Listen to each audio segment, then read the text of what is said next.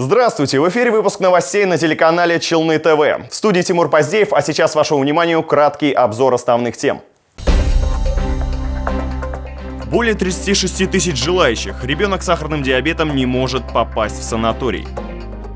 Жители поселка Сидоровка не могут спокойно отпускать детей на прогулку. Во дворе дома С-25 поселилась стая бродячих собак. Ярко-зеленая вода у набережной Тукая. Что слили в каму или причина в водорослях? Вместе до золотой свадьбы 8 июля отмечается День семьи, любви и верности. Не можем попасть в санаторий. С такой проблемой к нам в редакцию обратилась челнинка, чья дочь стоит в очереди на путевку в оздоровительный лагерь. Двухлетняя Алиса заболела сахарным диабетом. Врачи порекомендовали ежегодно посещать санаторий. Вот только до девочки в очереди более 36 тысяч других детей. Вообще у меня ребенок инвалид. У нас сахарный диабет первого типа. И положено по реабилитации, лечение в санатории ежегодно. Но путевки они пока так и не увидели. Новые правила вошли в жизнь семьи Песковских около полугода назад. Особенное питание, отслеживание сахара в крови, 6 уколов инсулина в день. Мама Алисы, Анастасия, надеялась, что уже этим летом они смогут хоть немного скрасить свои будни в одном из оздоровительных лагерей. Однако ждать своей очереди, как выяснилось, им придется несколько лет. Зашла в ФСС проверить. А там 36 341 место, и я обалдела просто. Когда мы попадем в санаторий, просто неизвестно. Я вот ходила в поликлинику в детскую, они мне, в принципе, все написали. Рекомендации есть, бумажки есть, справки есть. Общаюсь с мамами с разных городов из России, с разных регионов, и все ездят ежегодно. Путевки предоставляются детям от 4 лет, пояснили нам в фонде социального страхования. Ожидание составляет около 3 лет, поэтому Алису уже сейчас поставили в очередь. Предоставление путевки на санаторно-курортное лечение ребенку на инвалидности предоставляется в рамках федерального закона 178 ФЗ. Возможно только при достижении ребенком 4 лет. Прогнозируемый срок обеспечения Алисы – 2024 год. Очередь в санатории единая, независимая от возраста и заболевания, поэтому в ней так много претендентов на путевки, объяснили представители ФСС. Очередь формируется по дате заявления. Валерия Новожилова, Сергей Вильданов, новости Челны ТВ. Роспотребнадзор завершил проверку соблюдения антиковидных мер при проведении Дня молодежи в Набережных Челнах. В настоящее время материалы направлены в суд для принятия решения. Об этом сообщил главный санитарный врач города Ильгизяр Бариев. Напомним, после проведения праздника, который вызвал резонанс в соцсетях, Бариев предложил отменить массовые мероприятия в городе. Позже президент Татарстана Рустам Минниханов сделал замечание Наилю Магдееву. Он поручил главе города доложить ему о результатах проверки и привлеченных к ответственности за ненадлежащую организацию мероприятия. Есть поручение президента нашей республики разобраться в этих вещах, поэтому я отказался бы от комментариев по тому, как то, что связано непосредственно с нашей службой. Да, виновные должностные лица были приглашены к нам. Материалы подготовлены, принятие решения судом. Материалы направлены в суд, и по результатам суда уже принятого решения потом можно будет комментировать. Нас пугают такие питомцы. Жители поселка Сидоровка не могут спокойно отпускать детей на прогулку. Во дворе дома С-25 уже давно поселилась стая бродячих собак. В целом они кажутся безопасны, но буквально на днях одна из них чуть не покусала 3-летнего ребенка. Теперь эти собаки не вызывают доверия. Дети раньше и не могли подумать, что тихие псы могут укусить, а теперь стараются не играть с ними. Мы тоже не думали, что она ребенка укусит, но с каждым бывает. Мы не знаем, чего ожидать от них. На днях чуть не произошла беда в поселке Сидоровка. На 3-летнюю дочь Евгении Ясковой накинулась одна из добрых собак. Чудом все обошлось, но это тревожный сигнал, считает мамочка. Вот позавчера гуляли там, тоже одна собака. Ладно, вот ребенок был в кофте, в теплой, было прохладно, схватил за руку, и ребенок испугался просто. Конечно, ничего не покусал, не сделал, но все-таки все что угодно можно ожидать от этих собак. Проблема не одного дня. Жители сами подкармливают животных. Кто-то просто жалеет, а кто-то делает это из чувства страха. Ведь считается, что голодная собака гораздо агрессивней. Дети гуляют, они как бы с ними нормально все гуляют, но маленькие, если вдруг побегут, они все равно на них бросаются. Постоянный шум от них, лай. На детской площадке они на песочнице вместе с ними. Уже, говорят, много раз жаловались с того года, но никаких изменений не было. Их все равно больше, их там 3, 4, 5 штук. В случае с детьми риск возрастает. Они сами могут не знать элементарных правил обращения с четвероногими. В основном эти собаки, они там, где дети. То есть, если дети здесь гуляют, значит, собаки сюда приходят. Если на той площадке впереди дома, тоже туда. Мы обратились в пресс-службу администрации города. Здесь ответили, что по нашему запросу в ближайшие дни по адресу будут работать специалисты дирекции городского хозяйства. Рузеля Фахрудинова, Кирилл Хабзей, новости Челны ТВ. Несчастный случай произошел в районе городской набережной имени Фикрята Табеева. По информации ГИМС, мужчина прогуливался по берегу недалеко от катамаранов. В какой-то момент поскользнулся, упал и ударился головой. Помочь челнинцу попыталась 15-летняя девочка. Она вместе с очевидцами вытащила мужчину на берег, вызвала скорую. Бригада медиков провела все необходимые реанимационные мероприятия, но мужчина скончался. В связи с аномальной жарой у нас участились случаи купания жителей города и гостей города в неустановленных для купания местах. Поэтому обратите внимание на безопасность свою, берегите себя и не купайтесь в неположенных местах. На пересечении проспекта Вахитова и улицы 40 лет Победы столкнулись фура и трамвай. Образовалась большая пробка. Проезд для электротранспорта был перекрыт. Известно, что водитель фуры из Волгограда вез фанеру в Набережные Челны. До места назначения дальнобойщик не доехал. Всего несколько остановок. К счастью, в момент аварии в салоне трамвая находилось мало пассажиров. Никто не пострадал, сообщила вагоновожатая. Скорость была небольшой. А пострадавшие были? Да все нормально, все хорошо, все предотвращено. Но вы... Кто виноват, на ваш взгляд? В трамвай всегда прав. Не увидел трамвай. Легковая впереди шла, она проехала. Я думал, оттуда трамвай мы пропустили. Оттуда трамвай пропустили. Легковая впереди была, поехала, и я за ней поехал. К другим темам. Строители приступили к заключительному этапу работ в парке Гренада. Сейчас техника работает на территории, где оборудуют площадку для выгула собак со стороны проспекта Беляева. Кроме того, в парке, согласно проекту, планируется сделать пешеходные дорожки с освещением, построить павильоны общественного питания и установить малые архитектурные формы. А на открытом пространстве появится детская площадка. Всего в этом году на развитие общественного транспорта выделен 51 миллион рублей. Напомним, на первые два этапа благоустройства Гренады было выделено около 270 миллионов рублей. На эти средства построили зоны для воркаута и паркура, скейт-парк, а также трассу для дронов. А сейчас впереди короткая реклама, не переключайтесь.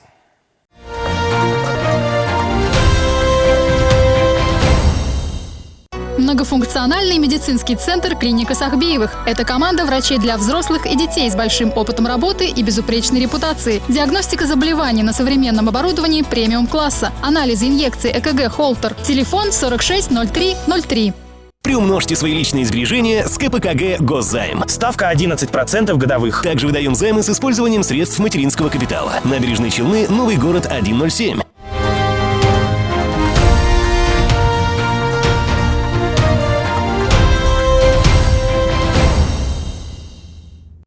Вы смотрите новости на телеканале Челны ТВ, и мы продолжаем. Аварийный выход закрыт на ключ. Что делать в случае пожара? Такое сообщение мы получили на горячую линию нашей телекомпании. Речь о высотке 4736/6. В проблеме разбиралась Рузеля Фахрудинова.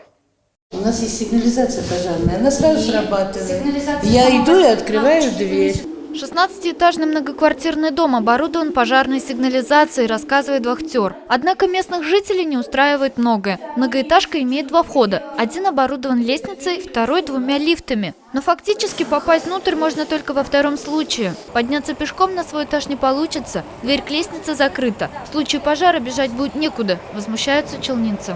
Она там должна открываться, если лифты не работают. А тут по просьбе только открывают. Она всегда не открывается. А ваше отношение к этому? Ну, такого просто не было. Вот 10 лет живем. Ключ от запасного выхода находится у вахтера. В случае ЧП именно она должна своевременно его открыть. Но есть загвоздка. Человек, который уже находится на лестнице, не может ее открыть с другой стороны. Если у него нет ключа, придется дожидаться вахтера. Это, наверное, жильцы. Здесь старшие по дому тоже есть. Может быть, через них это согласовались. Здесь закрыть решили. Замок висит. У меня есть замок. Если кто подойдет, мин открываем. Что-то надо будет. Пожар смотрит, сразу охранник стоит здесь, вахтерша. За разъяснением ситуации мы обратились в управляющую компанию «Паритет». На звонки и сообщения в управляющей организации нам не ответили. Застать директора на месте не удалось в течение недели. По словам жителей, дозвониться до руководства не получилось и у них. Почему на звонки не отвечаете, и даже директор никогда у нас на связь с нами не выходит? Я же откуда могу вам сказать такую информацию? Розалия Фахрутдинова, Айдар Мусин, новости Челны ТВ. Природное явление или человеческая безответственность? В набережных Челнах на берегу Камы вода окрасилась в ярко-зеленый цвет. Кадры разлетелись по социальным сетям. Очевидцы пояснили, что неизвестные слили в реку сомнительную жидкость. На набережную Тукая выехал Руслан Бекмухаметов. Отравление воды неизвестными веществами не единственная версия, которую рассматривают экологи. Окрашивание воды могло произойти из-за активности водорослей в летний период. Сказать, что вода приобрела ядовитую зеленую окраску из-за химических отходов, так сразу нельзя. Сейчас как раз идет сезон цветения водорослей, которые и выделяют этот зеленый пигмент. Мы можем видеть, что весь берег как раз усыпан теми самыми водорослями. Отдыхающие на набережной Тукая придерживаются версии цветения водорослей, поэтому не боятся купаться в этом месте. Там уже вот эта трава выходит. Вот она и зацветает. Вот цепляется за ноги, это действительно опасно. Это может утянуть. Это прям видно, что это трава. Трава, цветущая трава. И пусть люди ничего не боятся и спокойно купаются. На набережной Тукая был организован выезд экологов и проведено детальное обследование. Сотрудниками управления проведено натурное обследование территории береговой полосы реки Кама. Наличие несанкционированного сброса сточных вод на обследуемой территории не установлено. Управлением отобраны пробы природной воды на наличие загрязняющих веществ. Аналогичная ситуация была и в прошлом году, но чуть позже, в конце июля. Видимо, водоросли начали цвести раньше из-за аномальной жары, пояснили в Росприроднадзоре. Руслан Бекмухаметов, Ленар Султанов, новости Челны ТВ.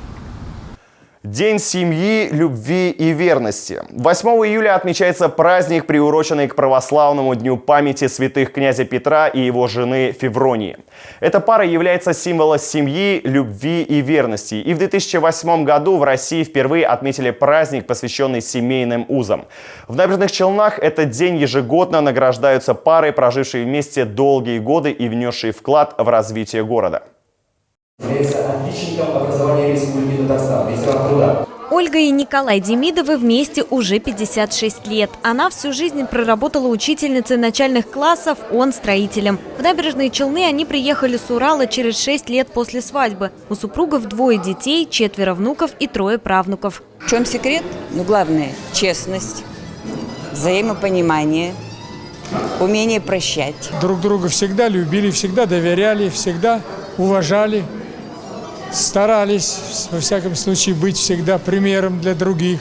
Ольга и Николай Демидовы – одна из 8 семейных пар, которым сегодня вручили награды в Челнинском дворце торжеств. Получают медали те, кто провел в супружеской жизни 25 лет, то есть отпраздновал серебряную свадьбу. На этих фотографиях люди, которые уже удостоены наград за любовь и верность. Всего 81 пара. Теперь здесь необходимо установить новый стенд для того, чтобы вместить еще 8 пар, которые получили свои награды сегодня.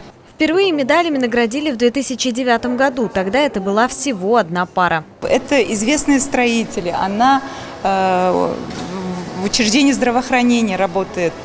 Достаточно известные и достаточно такие люди, которые пример для всех. Начальница ЗАГСа Равиля Зарипова в браке 23 года. Основным примером для семьи всегда были ее родители, которые вместе около 70 лет. Но у нее есть и свои секреты счастливой семейной жизни. Даже поцелуев может не быть. Это должно быть уважение внутри друг к другу, я считаю. Конечно говоря, должна быть, да, в первую очередь любовь, но вместе с любовью должны идти взаимоуважение и взаимопонимание. День семьи, любви и верности популярен и у молодоженов. Сегодня в набережных Челнах вступили в брак 40 пар. Валерия Новожилова, Кирилл Хабзей, новости Челны ТВ. Подвели итоги театрального сезона и приоткрыли занавес нового. Стоит отметить, что 31-й сезон в Татарском драмтеатре имени Аяза Гилязова стал первым в новом здании. За это время было поставлено 4 премьеры, увеличилась молодежная аудитория. За этот сезон труппа отыграла 138 спектаклей. Сейчас в репертуаре театра 12 постановок. Челнинцев и гостей города ожидают 5 премьер. Перед отпуском Мы работали над двумя произведениями. Это «Яшир Акляр» Фатхи Бурнаш, это классическое произведение. Мы как-то посчитали, посидели, подумали, почему в татарском театре нет классического татарского произведения. И вот остановились на этом материале, потому что он такой зажигательный, музыкальный. Алла Верса, здесь будут живой музыкальный оркестр. То есть это, опять же, для труппы в новинку.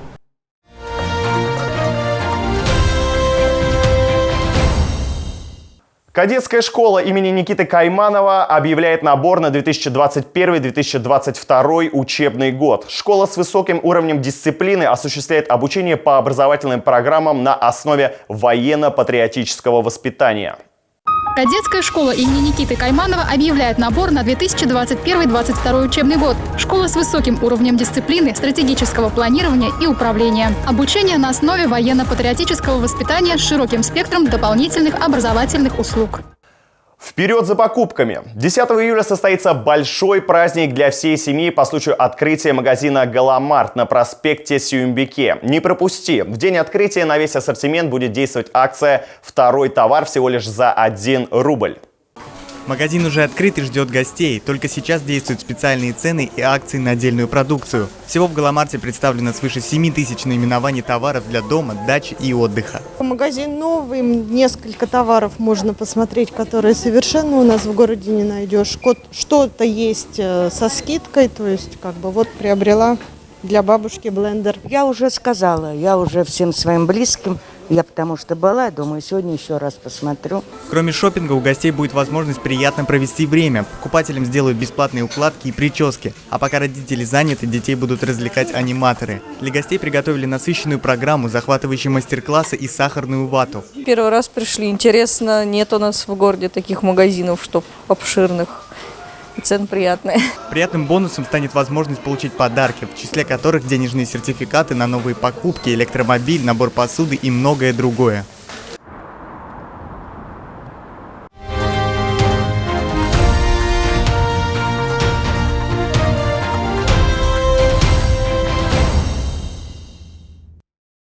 А я напоминаю, в городе продолжается вакцинация от COVID-19. Сделай прививку от коронавируса. Это просто. А сейчас с новостями погоды вас ознакомит Ольга Гайдабура. Сразу после них вашему вниманию новости на татарском языке.